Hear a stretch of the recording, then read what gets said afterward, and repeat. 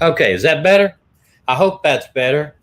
Um, Listen, just a little housekeeping. I'm not going to say the name or names here, but if anybody is having any trouble with anybody that may be a troll out there or a follower or a stalker or whoever, be sure to get us the name of that person, and we will ban them from these broadcasts. And I'm going to tell you right now, there is no room in here, and no room for anybody being a troll, follower, or stalker, or giving anybody a hard time. That does not go well with me. I am not a happy camper when that happens. All right. I hope everybody had a great Thanksgiving. A lot of turkey. We didn't eat turkey. We ate ham, and I think my wife's convincing me that we're going to have ham again tonight. But I am not a happy camper about having ham again tonight. But can we say what you are happy about? What are you happy about? What am I happy about? Think about what you're really, really happy about. What am I really happy about? That happens tomorrow. Oh, the Iron Bowl. Woo! Roll Tide. Yeah, Alabama plays Auburn tomorrow. And our coaches got COVID. That's all right. Coaches, they do the big picture, but the offensive coordinator is the one that really calls the game. And we got a pretty good offensive coordinator. So anyway, enough about football. We don't have any one person we're going to cover tonight. I'm going to cover about 3 or 4 or 5. I don't know how many I get to. We were slammed at work. I really was Thanksgiving. Did not have a chance to go over a bunch of stuff. But I do want to cover some people I think deserve as much attention as anybody else out there. This one is the first one. Tori Cooley Long. She's been missing since May the 20th of 2011. She's got a lot of tattoos on her legs and everything. It should be pretty easy to notice her. She is missing from Tulsa, Oklahoma. Strange missing, though. What? It's a strange about her missing. Yeah, I think it was purposely missing, if I read it right. Let's see here. Yeah, this is her. She is missing since 5/20 of 2011, Tulsa, Oklahoma, female, date of birth of 1/30 of 81. She'd be 39, 30 at the time of disappearance right now. But here's the key. Her husband stated she packed her belongings and left her residence near West 21st Street, Southwest Boulevard. She left. She had reportedly told others she wanted to leave him, and she has never been heard from again. Well, I hope they questioned and polygraphed the husband. That just seems like you know what I mean? It would be the first person I'd be wanting to get a hold of. And even if she wanted to leave him, and she went to leave him and he refused to let her leave, you know, a lot of domestic type situations can be arise from that. She had a lot of tattoos, so somebody, if she's out there working somewhere, if she happens to be still alive, then they would know where to, you know, you'd be able to see her, what she looks like. But she left behind 4 children. Uncharacteristics for her to be out of touch. And, you know, I can't see a mother leaving behind their kids because they want to leave their husband. So it sounds like it's a domestic situation. I hope that they did consider him to be a possible suspect. But it does happen. It does happen, yes. And we are not saying that he's involved. We're just simply saying that that would be my first suspect would be the husband. Now, they might have polygraphed him. He may have came up clean, but is apparently everybody else said, hey, that's unusual. She would never leave her kids, never. So that's her. The next one here is Kimberly Abercrombie, Brooksville, Kentucky. Her pictures don't even look, I mean, she varies so much in her pictures. It's kind of amazing that the different pictures. Here her pictures again, and some of her tattoos that she has.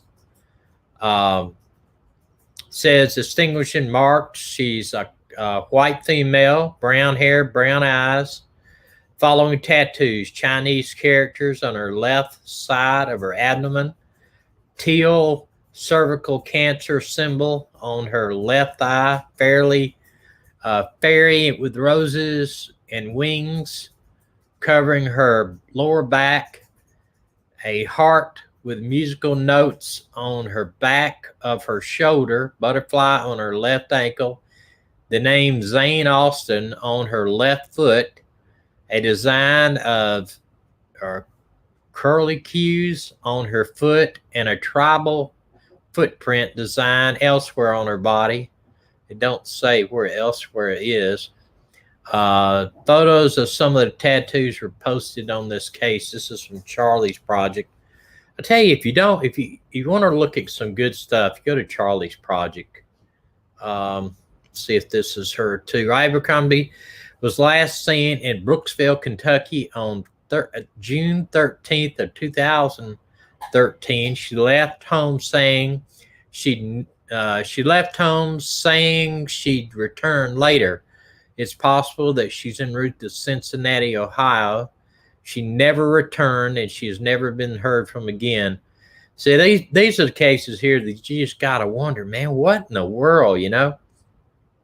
The same day, her car was found in a park and pool at Jonesville along Kentucky 9AA highway. Her belongings, including her clothes and wallet, were found inside, but her keys are missing.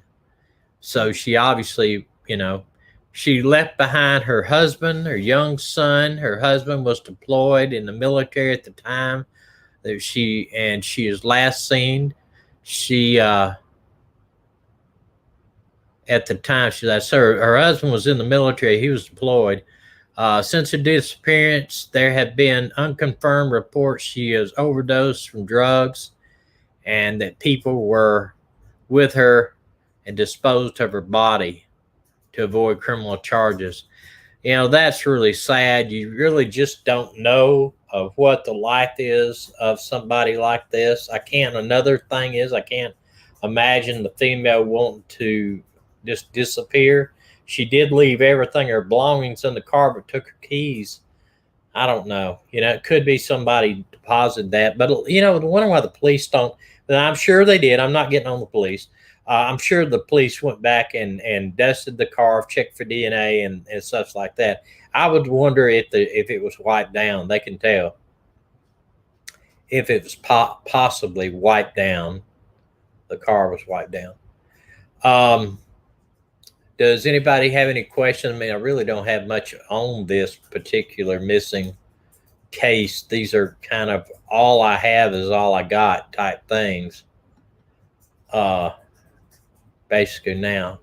Another one I wanted to bring light to is this young lady. She was featured on the Charlie Project also. She came out of Peoria, Illinois. Endangered missing. Date of birth is 5/20 of 1987. 23 now. She was 20 at the time of disappearance. 5'1", 140 pounds. She has a few tattoos also. Travin Jr. is one, is cursive writing. Royalty was another one. On the in cursive inside her left arm. Photo shows some of her tattoos right there. Let's see, because I have another page here on this. Said that she is last seen at a house party, Richmond Avenue in Illinois, there sometime between 4 and 6 a.m. That is early in the morning for a house party, but I know of several that we've had when I was in law enforcement, gone by and break one up, last the daylight. September 23rd, 2017. According to a person who was invited to Scott to the party, she left the house multiple occasions and she was in the backyard when she left. She last used her cell phone at 5:08 a.m., reportedly left the party on foot sometime after 5:30 a.m. She was never heard from or seen again. I want to, of course, I'm sure they backtracked who she called. Said, according to loved ones, just weeks before this, she disappeared. Scott traveled to Las Vegas, Nevada to be a stripper, but became the victim of sex trafficking and was taken to Sacramento, California. She escaped there, and the woman found her naked and disoriented on the street. Scott was able to contact her mother and return to Illinois, but feared retaliation by the traffickers. So they think, I guess the suspects are going to be the traffickers itself, that maybe they came and got her. Excuse me. The owner of the home where the party was known the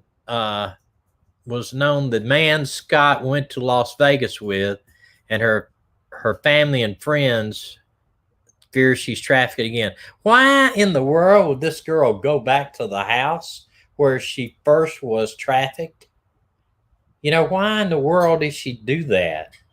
I just don't, I can't understand why. And let me just read first, because I probably mixed it up a little bit. People say I shouldn't be reading these. Dina should be. According to her loved ones, just weeks before her disappearance, Scott traveled to Las Vegas to become a stripper. Well, that's wondering right there why she wanted to be a stripper, but became the victim of sex trafficking. And then she escaped. The owner of the home where the party was at knows the man Scott went to Las Vegas with. So the man right there that had the party knows the guy that she first went to Las Vegas with to be a stripper. And her family fears she's trafficked again. See, I did get it mixed up. So she very well could be trafficked again. And why in the world she would be going over there anyway, knowing that he knew the guy, I don't know. It kind of makes it, I'm not blaming her, but why in first place, why go to Las Vegas to be a stripper? I know that type of occupation puts you in the drug scene, puts you in that traffic type people being human trafficked. I can't understand it. I don't know. I know that a lot of these girls make a lot of money. They make a lot of money being strippers out there, hundreds of thousands of dollars a year maybe, but they could put themselves in all kinds of dangerous situations. I personally don't understand it. Of course, I'm not a female either, so, the next one we do want to cover. Hannah said, why would we believe the guy that threw the party? Well, yeah, I mean, but her family, that was her family that said that. Yeah, right. I mean, who knows? This guy right here is, he could have lied. He could have, he's saying she left at 5:30 on her own. He could have very well got her back involved with this guy, the other traffickers. I don't know. I don't know many people, I worked Vice Narcotics for years, 20 years or more. We'd work undercover stings in these, not there in Alabama. They never, at that time where I was working, didn't really have what they call true strip clubs. They called them go-go clubs. They danced in bikinis and stuff up there, but they occasionally did expose themselves. And those type of environments were just drugs were all over the place. And we worked undercover several months in these clubs. We hit about, I remember me and my partner worked undercover for 4 or 5 months. And every night we'd spend in these clubs. We'd buy drugs. We'd document things. And we'd send the regular guys in with the suits and the badges out, and they would do club checks while we were in there to see what they did with their drugs, see how they hid it. We did all that stuff. And then about 5 months later, we'd get about 20, 30, 40, 50 warrants. And then we'd go out there and do raids on all these clubs at night. So, once you did them, undercover, you could not do it again undercover. You'd be a straight up guy that goes in and checks the clubs. But I can tell you from my experiences working undercover, there's drugs, there's trafficking, there's all kinds of stuff, perversion that come out of these clubs. So, you know, physical, emotional abuse by the owners. The owners actually act like they own them. They own the people that work there. And I've seen fights, people beaten severely where we couldn't do anything about it. We were there at the clubs. We tried to tried to get the regular units to come in, but sometimes you couldn't do anything about it at the time except keep people from being killed, basically. Everybody was armed. It was just, it's something, you know. I'm glad that I got to witness the underbelly of society in the undercover position, you know, like we were. But my partner always had my back, and I always had his back. So, you know, we were protecting each other. How long before she was reported missing? I think it was, I don't know. Let's see if I can go back to that. Well, I don't know. It really doesn't say. She went, do you got that on for a reason? What? That fan up there? No. Did it just come Yeah. In? No, he might turn his on. I don't know.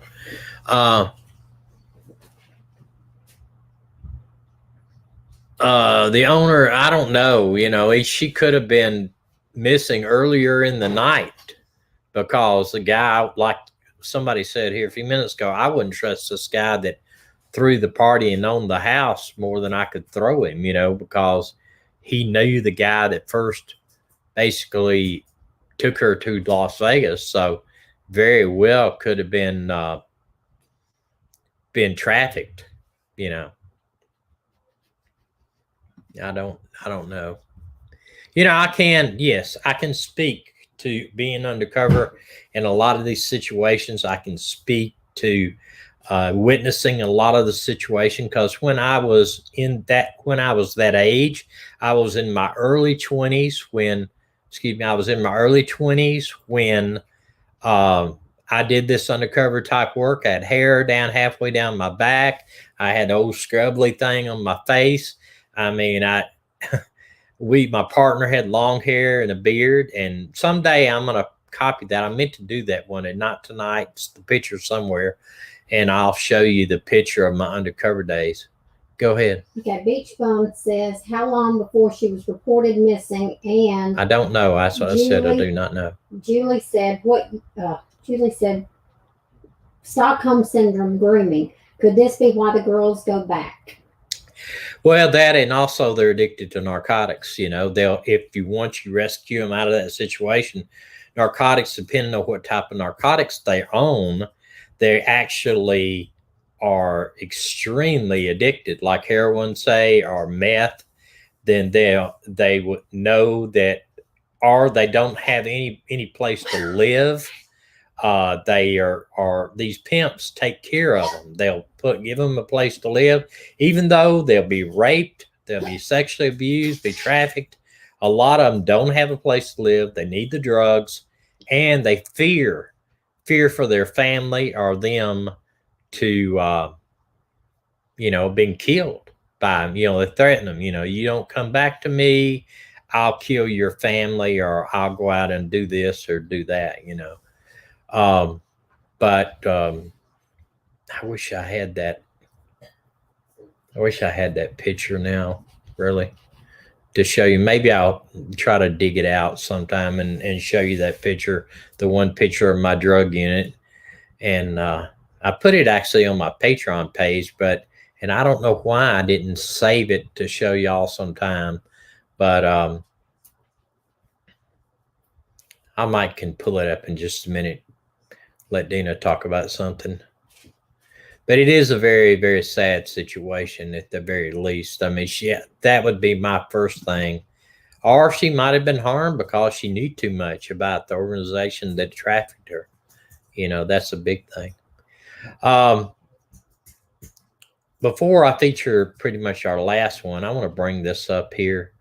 This guy right here, I noticed that I was looking through other things. This gentleman was missing, last seen April the 29th, and I want to say it was this year. It doesn't say that. I don't know. I thought I copied everything they did. I want to say it's this year.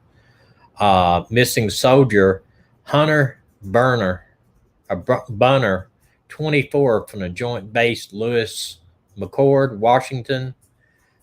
He was in the 7th Infantry Division. He was last seen on Wednesday, on April 29th. His truck was found. Let me see. His car was last found near the Narrows Bridge in Tacoma. Yeah. The Port Orchard native, 6'2", 203, blue eyes, brown hair. You know, I don't know what there's. He might have been depressed. He might have been, you know, he has not been found, though. There were some updates saying that he had been found. He has not been found and not been found deceased. So, yes. I like MH's statement.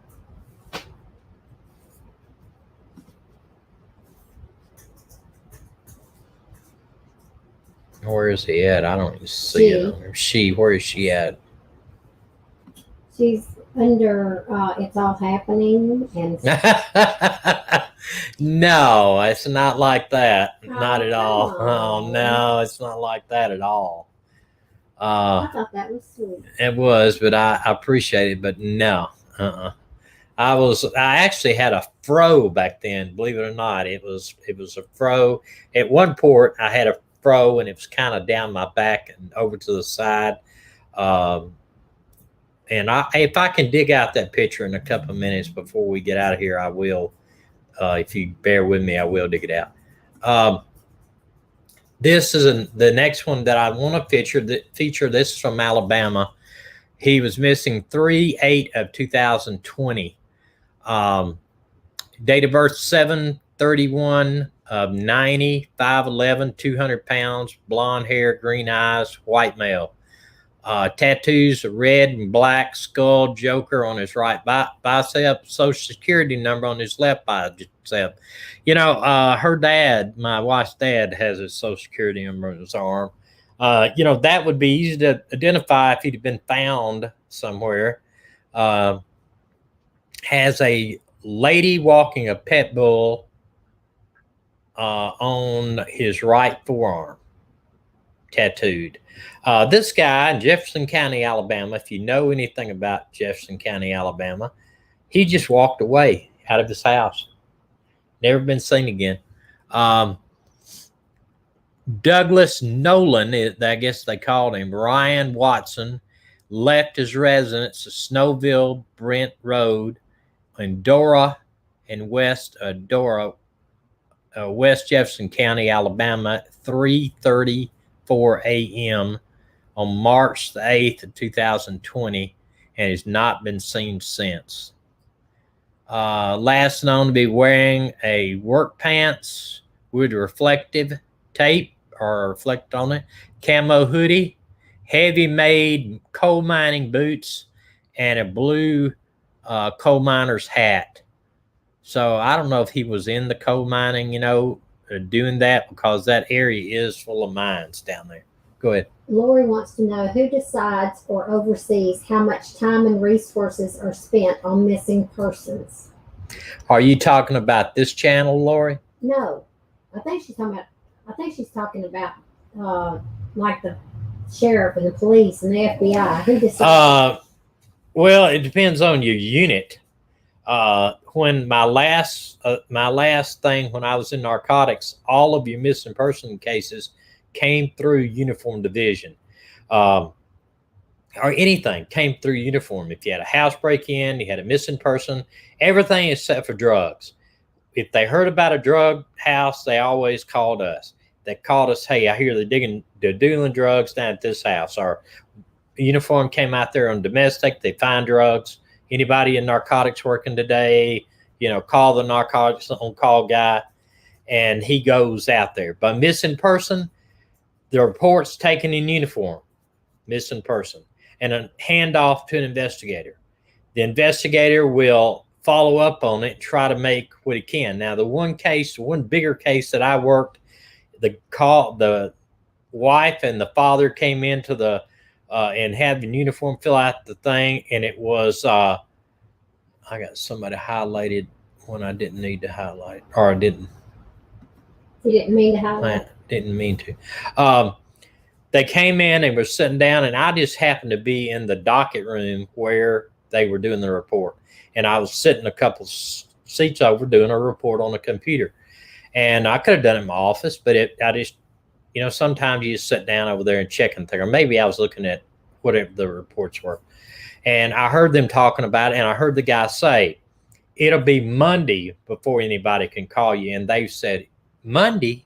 He's gone through $100,000 of their finance or something. We're worried about him. He's flipped out.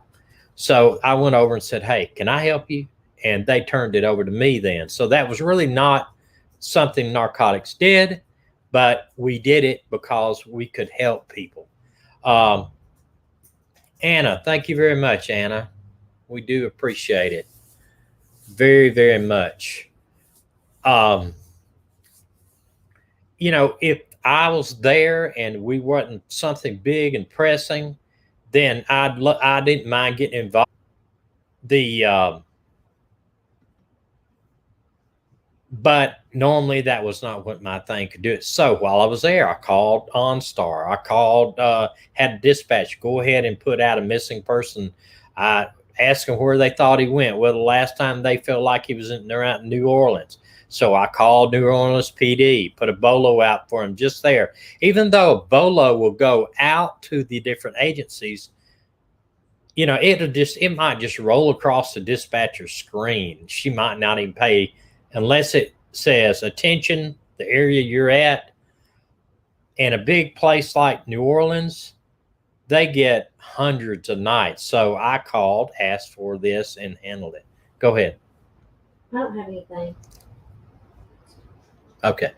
But, it's just, it would be just whatever. So I did that thing. And, just like I told this story once before, we told OnStar, please do not contact this guy. We think he's having a mental breakdown, and we need to get him in custody. And OnStar did the exact opposite. They contacted him and said, Mr. So-and-so, your family's worried about you. Are you okay? What does he do? He parks the car and walks away from it. So we didn't hear from him till about a week later when he ran off the road and killed himself. We're not sure if it was an accident or what happened, but that's why I'm saying, and during that week, he ran through around $150,000 of his family's money by just giving stuff away. He gave $25,000 to somebody on the street. It's just, so he went into the bank and they didn't stop in time to stop the withdrawal and withdrawed a large amount of money out and just gave it in cash. So, who knows? OnStar, typical big tech company. Absolutely. Don't listen to the police. You know what I'm saying? And at that time, we tracked him by his cell phone, but we had to get a warrant. Even though she was on the cell phone payment and everything, to get it tracked, we had to get a warrant to track it. And so we did, but it took a day for it to do that. And here it was on a Sunday when we first got involved in this. So it was a pain. It was a real pain. If you call a cell phone and you say, this is the police, we want to do this, the first thing they're going to ask you is, do you have a warrant or a court order? And we didn't at the time. And then they're going to ask, is this a life and death emergency? And we told them, yes, we felt like it was, but then they want to hear about why I felt like there was. And at first they denied it. They said, no, it sounds like a domestic situation. We're not going to do that if he hasn't threatened to kill himself. So I went in and got a court order for it. Yeah, we hope that the new year is definitely better than 2020. This year has been unbelievable. Um, but the guy here that just walked away from his house, though, Mr. Douglas Nolan Ryan Watson, she does that backward sneeze there.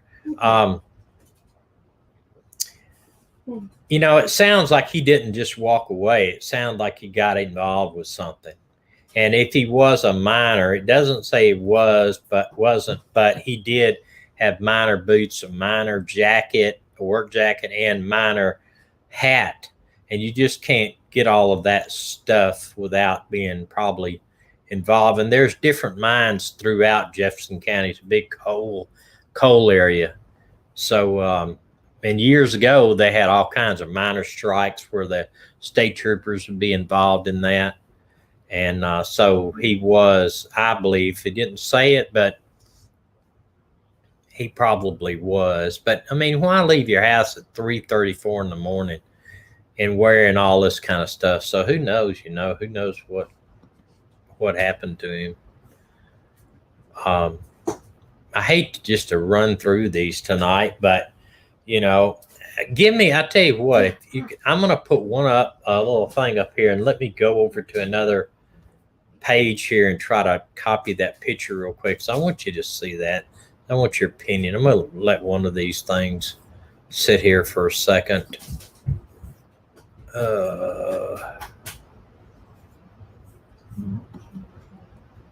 Talk about something down there, Dana, while I'm doing this. I'm fighting the dog. Maggie's over here trying to knock me out of the chair. Talk about your Indians. We've got a dead air here.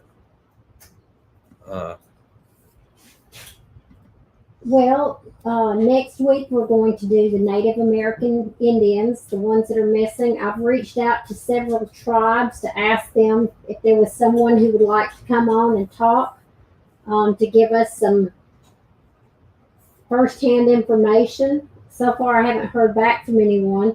Just about everybody we highlight, we reach out to the best we can, either on a Facebook page, or if one of y'all know them, we ask you to reach out to them. So we are doing the best we can. Did you find what you looked for? Not yet. I'm trying to, but Patreon's making me log into the thing just to get a picture of here. Okay, just give me just a minute here. Okay. Somebody.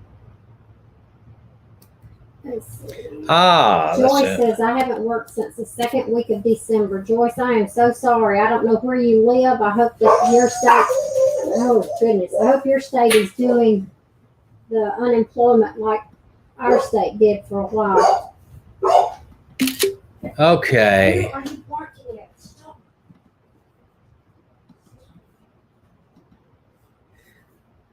All right.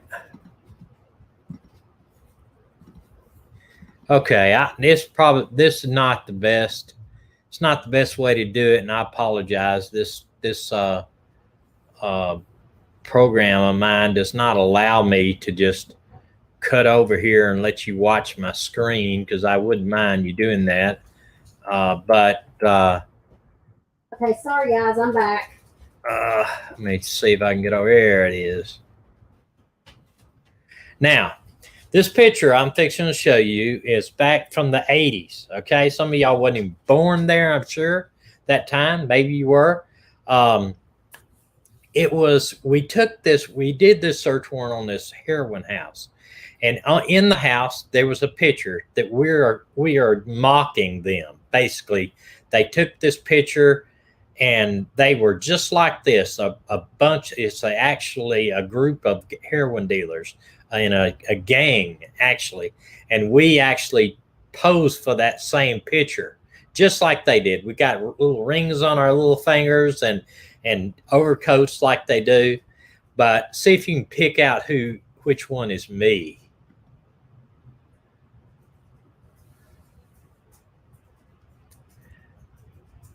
The guy on the would standing kind of by himself with a beard. He is his partner is sitting on the phone. That's right there. The one on the far left with the red hair and the beard kind of sitting low, that is Roger. His partner is taking the picture. And me and my partner are the ones standing up. The beard with the curly hair with the mustache, that is me. And the guy in the beard with the hair with his hand kind of on his lapel, that is my partner. That is a very highly thought of defense attorney now. All of the rest in that picture are retired. But the guy in the curly hair, that was me. And I think I weighed 145 pounds there. But yeah, that is the old days, sure enough. That is the old days, sure enough. I would curl my hair or get it one time or let it grow straight the other time. Anything to kind of be somebody different. But I have actually answered a call in uniform with short hair at a house, and then 6 months or to a year after that, when my hair was long or curly, bought cocaine from the same guy that I answered the call with. I did that from this guy. Bought cocaine from him 3 or 4 times before I arrested him, and he recognized me. He said, I thought you looked real familiar, but I couldn't place you. I said, well, you should have thought that day when I came out to your house and took a report. I think it was a burglary report or something like that. So that was weird. I remember the first time that I was going to try to buy drugs from him. He was selling drugs in a Crystal parking lot where about 150 kids would gather every Saturday night. And I told the guys, I said, hey, I'll try it. I'm not afraid. I'll try it. But if he doesn't sell to me, if he knows who I am, there may be a problem. There's a lot of people down here.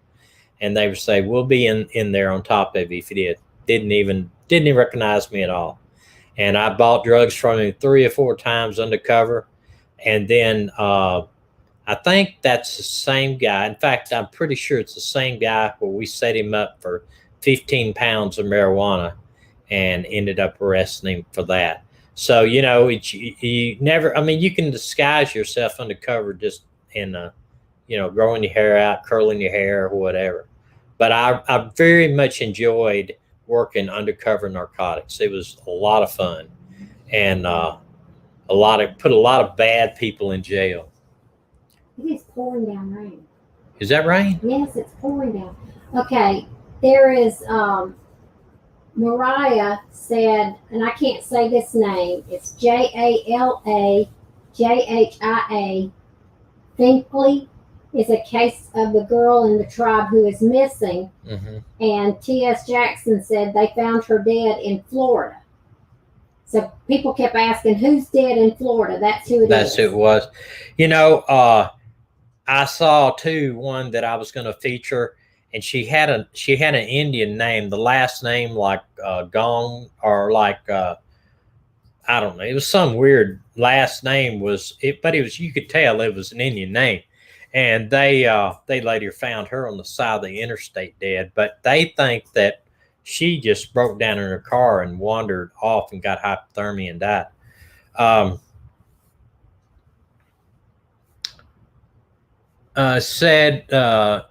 Miranda W. said, yes, Massachusetts authorities shot and killed the man that she left with. Well, I don't want to sound cruel and all that, but probably got what he deserved. Rebecca, he got the permanent at the house. Did you do that for me? Oh no, I didn't. Who did that? I'll have to look at the picture. I don't remember who gave you the perm. I don't remember either. Yeah, I remember somebody did though. Luck said they gave her poor grandpa a perm once, but never again. Well, mine grew out pretty long at one time. It was real long that way. Mariah said that girl that was found dead was pregnant. Wow, that's awful. That is awful. I don't want to sound heartless when I sound if the suspect gets killed or before trial or anything, but sometimes I see what these guys do to these females and their babies and children, and I know it's not the Christian thing to do, but it's an eye for an eye type thing, you know. Your husband hadn't permed yet. He's going through the midlife. Crisis and tears down his shoulders. Well, see, I want to do that again too. I've said that to my wife. I said, hey, you know, I might not ever get to grow my hair out long again.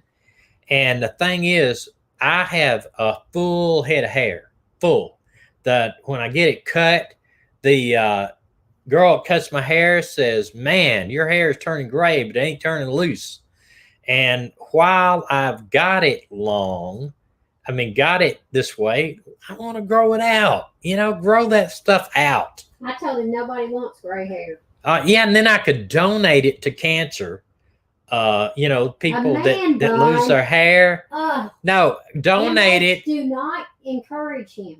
Donate it to cancer. And Dina said, well, nobody wants that gray hair, but they can always dye it. And yes, they will.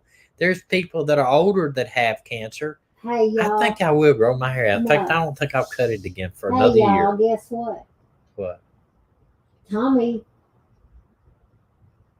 always wants to have a date with Miss Clairol. Yeah, I always want a date with Miss Clairol, you know, see what I would look like with brown hair. But I think his hair color right now is gorgeous. I think I'd like to grow my hair out where I could have a ponytail just one time. And it is growing out now a little bit. So, and I've been thinking of cutting my hair, but I don't think I will now. I think I'll just grow it out for a little bit. 18-year-old girl from home state, Mass, was pregnant, and the man was 37, apparently traveled the East Coast. Wow, that's awful. You know, a lot of these predators do that. But you know what's weird about age? And let me talk to my wife, get mad because I'm moving my hands. Going through some of my family tree. My great-grandfather was 32, married his wife when she was 18, thought she was 16. That's what we thought, but now it turns out she was 18, they think. It wasn't a big deal back then for an older man to marry a younger girl because they were working on the farm, whatever. They needed a lot of kids. They always had 13, 14 kids and all that. But nowadays, it's almost like an act of perversion, a lot of them. But we know people like your uncle, for saying. My wife's uncle was 70. No, he was in his 80s. No, but when he got married, 76. Well, I don't know. He was 7. Huh? He was older than that. No, he's 76 when he got married. His first right, but he was grandchild and his last son were born on the same day, and he was. But he was like, I thought he had like 76 when he got married to a 23-year-old. 20 something. But one thing about him was he was rich.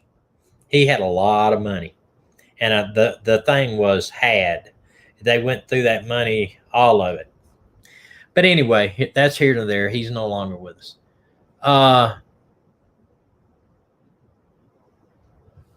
It says, what did you say here? I told him not disqualified to regular you. trial, but the federal grand jury, he's 23, the alternate for a year and a half. Okay, but the one thing we can't do is we cannot judge people.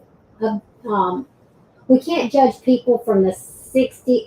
Well, from before the past 10 years, we can't judge people like they want to judge our founding fathers by today's standards. Our standards are different today. We've grown and we've matured, so we can't judge our founding fathers by what we expect, what we think is bad now. My granddaddy was 32 when he married my grandmother at 16, and I can't even imagine that.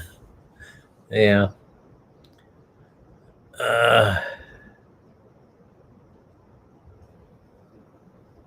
I have some I got the picture of rosebuds. I have some other pictures of me with hair like it was straight. Actually, me and my mom standing there when my mother was alive. That like it was back down to my shoulders. We got some pictures of when my wife and me dated when we went to different dances in high school when my hair was long. It wasn't down my back like down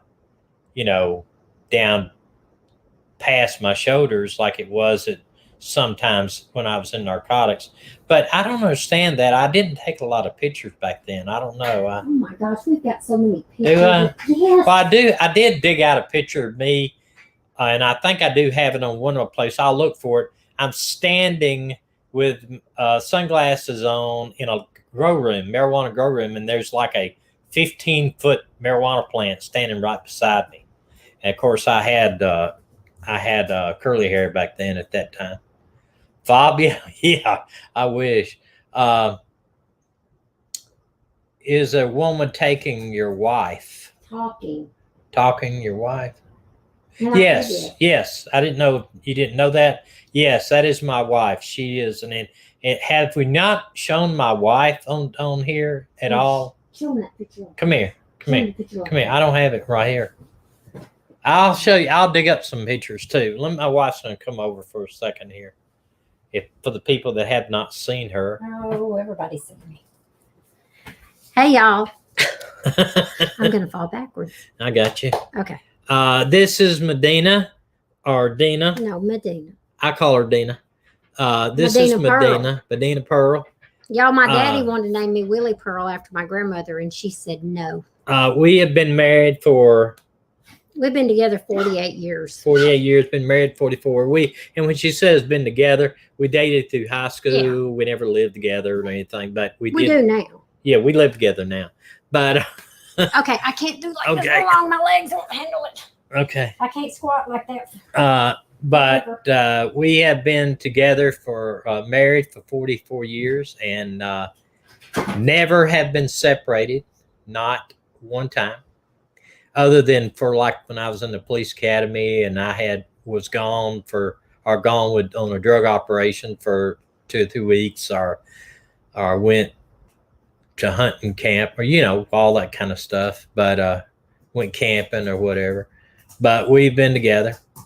Thank you very much. I'm very, we love each other and we hope we'll never be apart from each other and to death do us part. Either she kills me or we grow old together. She's never thought about divorce, murder a few times, but never divorce. That's what she tells everybody.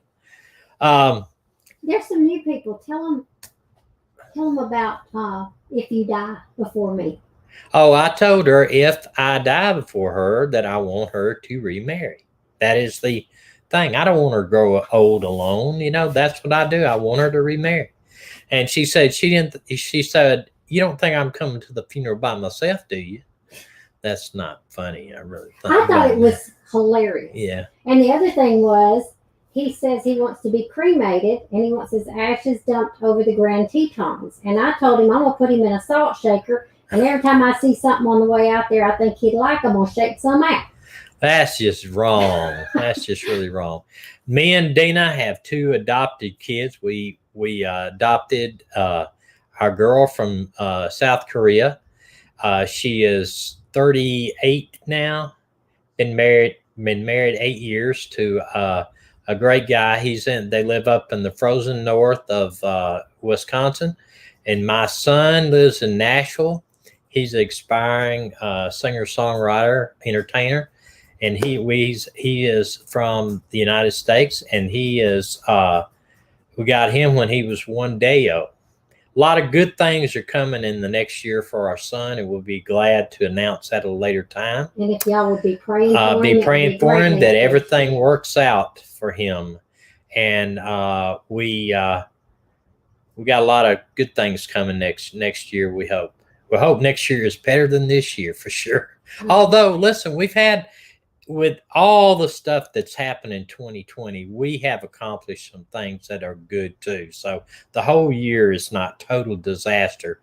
However, it just seems like it just won't end. Record hurricane season. the virus, crazy. But yeah, keep my son in your prayers. He's not feeling good today either. He's got a headache and backache and it's stuff. Not just that. He's. I don't want to. I know he's really fighting his own battles right now that nobody can help him with but God. So y'all pray for him. Absolutely. Yeah. And we are going to call it. It's 52 minutes oh my out. Gosh. Did you see CJ's? I like CJ's. What her husband wants to do. Wants to be cremated, put in a clear jar. His eyes intact. His eyes intact so he can keep an eye on them. Yeah. That's good. That's really good. Did y'all hear about the man that told his wife, when I die, you better bury me with every bit of my money. And if you don't, I'm going to come back and haunt you. So when he died, the people at the funeral said, did you really leave him with did you put all his money in that casket? She said, every dime of it. Why would you do that? And she said, well, if he can cash that check where he's going, he's got it. Our son's name, his first name, they want his first name. Can we tell him? Dakota. Dakota's his first name. So if you could pray for Dakota, we sure would appreciate it. He's very, very talented individual. So I can't wait for y'all to hear some of his music. Yeah, we will play sometime. We just can't do it right now. All right, ladies and gentlemen. Hope y'all have a great weekend. We will be back to see y'all on Tuesday unless something major breaks, and we don't know what we're doing this weekend. It's supposed to be cold on It's supposed to be really snow. cold. Snow, maybe. It's pouring down raining right now where we're at in North Alabama. I mean, pouring down rain. You can hear it on the roof. It's just amazing. But we will we'll be thinking about y'all. We love you, and just prayers for Dakota and prayers for all of y'all. Everybody stay healthy. We want this next, and I'm hoping that everything works out. What? If you get a chance tomorrow, watch the Alabama-Auburn game. It's on CBS at 1 or 2. Yeah. Okay, I'm going to play my little, let's see. Which one of the dog stuff do y'all want on the way out? Some more dog stuff. Okay, I could just play my night sky. I love my night sky. What would you rather have? Would you rather have the night sky video or a dog video? You tell me what they say. That's a no-brainer.